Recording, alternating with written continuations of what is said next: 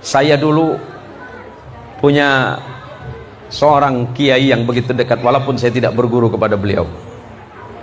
Beliau sering berdiskusi, lama-lama beliau cerita tetangganya itu Tionghoa, Pak. Saya juga, tetangga saya Tionghoa, kanan kiri tetangga saya Cina, Pak.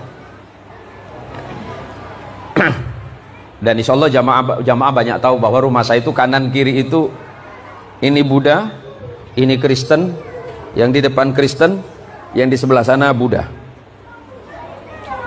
Dulu Umi almarhumah protes, "Nak, kenapa kamu seneng beli rumah di situ yang tetangganya non muslim semuanya?"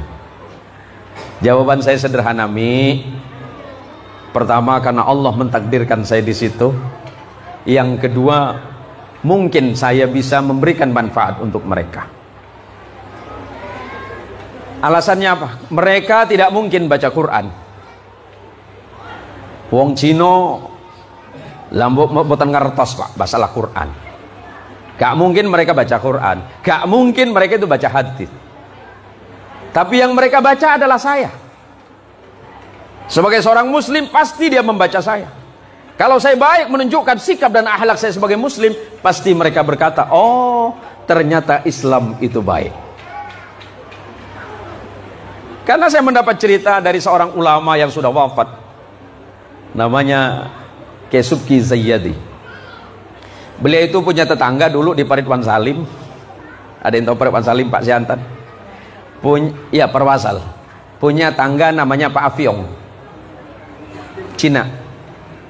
Pagi-pagi Pak Apiong ini datang sama Kiai Subki. "Selamat pagi Pak Kiai." "Selamat pagi Piong. Ada apa Pak Piong?" "Aku sini minta doa." "Minta doa apa?" "Doa cepat kaya." Kata Pak Kiai, "Kita beda Tuhan." "Tak apa, Tuhan aku tak baik, siapa tahu Tuhan Pak Kiai baik." Semoga Allah merahmati Kiai Subki. Jadi macam mana lah? Terserah Pak Kiai lah, yang penting aku kaya, Kau dulu kan kaya, Yong. Itulah Tuhan aku tak baik, Dulu aku kaya, uang aku banyak, toko aku banyak. Sekarang aku jadi bangkrut, Jadi macam mana lah? Minta doa lah. Kiai Subki bilang, "Udahlah Yong, kalau kau mau, yakin, bacalah Fatihah. Bapak banyak, kau baca 1000.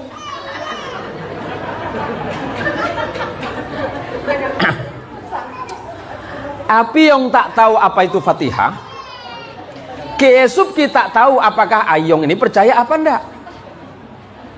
Api yang balik, Kiai Subki senyum, "Tak mungkin lah dia baca itu," kata Kiai kan. 2 tahun berselang, Pak Ustadz, Api yang datang. "Selamat sore Pak Kiai." "Sore? Kamu siapa ya?" Apiong. "Apiong yang mana? Dulu aku yang minta doa sama Pak Kiai, Kau sekarang aku jadi kaya, Kiai bingung. Serius Yong?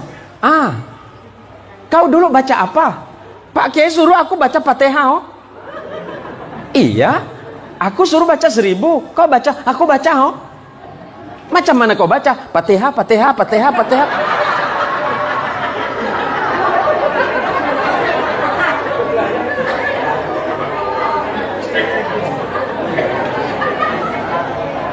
Kaget Kiai. Serius Yong? Nah, aku jadi kaya, Masa Pak Kiai tak yakin sama Tuhan? Apa kata kayak gedablekon gitu kan? Kiai yang ngajarin gak kaya-kaya, Cina yang diajarin kaya duluan. Jadi Kiai mikir, aku yang salah apa Tuhan yang kasih salah ini? Akhirnya dalam hati Kiai Subki Zayyadi berkata, "Ya Allah, Engkau maha pemurah. Mau seperti apapun orang meminta, Engkau pasti beri. Yang penting yakin." Nah, problem besarnya kita ini dari pagi, siang, sore, malam sampai ketemu pagi lagi, mboten sugi-sugi, mergo napa? Mboten yakin. Ora percaya sama Pak Kiai. Oh ditanya, Pak Imam doakan saya jadi orang kaya, balik ketawa dia. Dia seorang tak kaya gitu. Ya Allah, ini terjadi Pak. Ni'matani maghbunun fihima katsirun minan nas, as-sihat wal faragh. Ada dua nikmat manusia yang besar yang sering dilalaikan oleh mereka. Dan ketika nanti nikmat itu hilang, baru mereka berpikir bahwa aku membutuhkan keduanya. Pertama, sehat. Kedua, sempat. Ketika kita sehat, sempatkan waktu untuk beribadah kepada Allah. Bukan sholat ketika sempat. Ingat, sempatkan waktu untuk sholat, bukan sholat di saat sempat. Tak sempat, tak sholat, di saat sempat, baru dia sholat. Padahal waktu kita ini sudah cukup panjang. Kesempatan yang Allah siapkan begitu luar biasa. Yuk, masing-masing lihat ke dalam hati kita masing-masing. Sudah seperti apakah iman kita kepada Allah? Sudah seperti apakah ketakwaan kita kepada Allah? Dan sudah seperti apakah sabar kita di sisi Allah? Dan seperti apakah rasa syukur kita di hadapan Allah? Banyak di antara kita berpikir bahwa iman saya sudah kuat, ibadah saya sudah kuat. Padahal sebenarnya mungkin itu tidak seberapa di hadapan Allah. Maka mulai sekarang perbaiki sikap, perbaiki ibadah, perbaiki akhlak, perbaiki semuanya. Maka insya Allah, Allah akan memperbaiki hidup kita. Walaupun harta kita tidak banyak, walaupun hidup kita sederhana, rumah kita bukan rumah gedong, rumah kita tidak sebagus istana, mungkin rumah kita beratap dari daun sagu, kemudian papannya terbuat dari dinding yang biasa, lantainya terbuat dari papan yang AC-nya 25 jam. Sebab kalau rumah lantai papan itu AC-nya 25 jam Pak. Tapi dia bersyukur, alhamdulillah Allah, walaupun saya seperti ini saya bahagia ya Allah. Matur suwun, terima kasih Engkau telah menyiapkan aku rezeki yang sehat. Sebab kalau sehat nanti banyak orang akan membeli kesehatan, tapi ternyata mereka tidak mampu membeli kesehatan. Padahal ketika sehat dia tidak menyempatkan diri untuk dekat kepada Allah. Yang sering kita temukan adalah ketika kita sholat gak yakin kalau kita sedang berhadapan dengan Allah. Padahal yang Allah sebutkan dalam Quran, alladzina yadhunnuna annakum mulaqu rabbihim wa annakum ilaihi raji'un.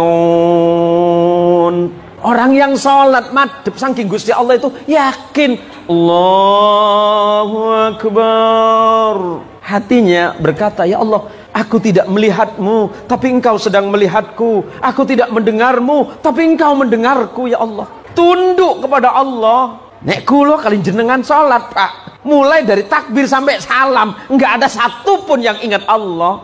Allahu Akbar, Bismillahirrahmanirrahim. Warung tak laku, jualan tak habis, ya Allah. Yang jualan ayam di pasar ngeluh, ayam naik, ya Allah. Tak ada satupun orang lewat nanya, Pak Kades, Ar-Rahmanir-Rahim. Anggaran tahun ini ya Allah seret betul, ya Allah.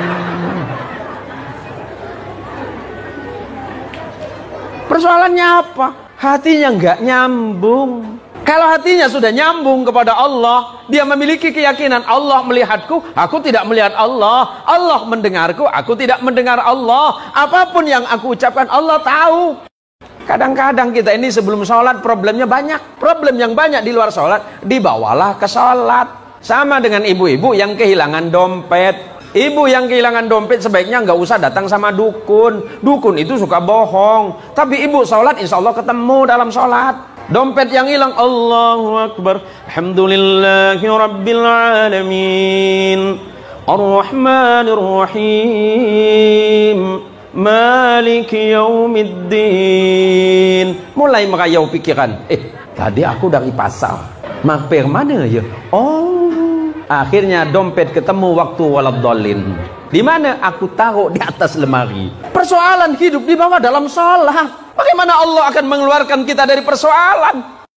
Nah sekarang kita belajar saja bahwa dari awal takbir sampai akhir salam kita belajar khusyuk. Apa itu khusyuk? yang penuh dengan ketenangan, penuh dengan ketawadhuan, penuh dengan kerendah hatian kepada Allah, penuh penyerahan diri kepada Allah. Ya Allah, salatku tidak sempurna ya Allah, salatku tidak sebaik itu ya Allah, salatku tidak sebaik Nabi, salatku tidak sebagus sahabat, salatku tidak sesempurna ulama dan para walimu, salatku ini seperti ini ya Allah, tolong terima ya Allah. Allah pasti menerima.